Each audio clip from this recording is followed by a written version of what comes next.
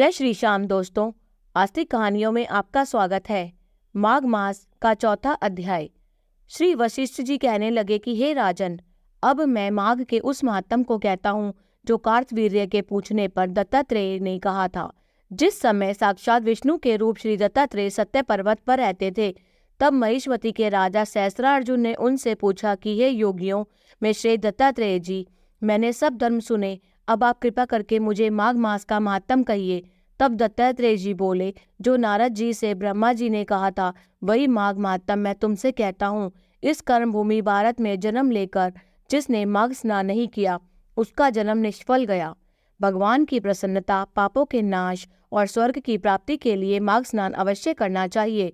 यदि यह पुष्ट व शुद्ध शरीर माघ स्नान के बिना ही रह जाए तो इसकी रक्षा करने से क्या लाभ। जल में बुलबुले के समान, मक्खी जैसे तुच्छ जंतु के समान यह शरीर माघ स्नान के बिना मरण समान है। विष्णु भगवान की पूजा न करने वाला ब्राह्मण, बिना दक्षिणा के श्राद्ध, ब्राह्मण रहित क्षेत्र, आचार रहित कुल, ये सब नाश के बराबर है।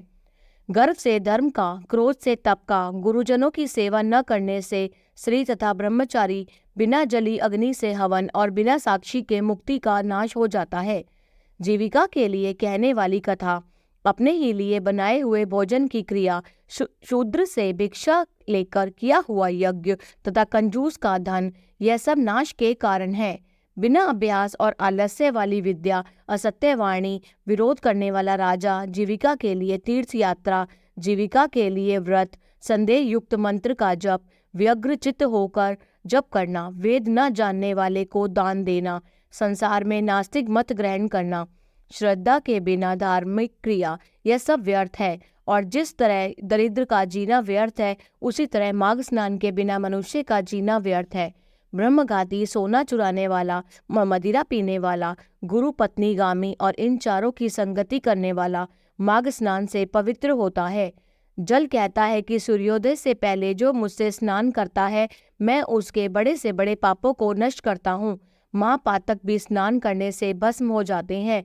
माघ मास के स्नान का जब समय आ जाता है तो सब पाप अपने नाश के भय से कांप जाते हैं।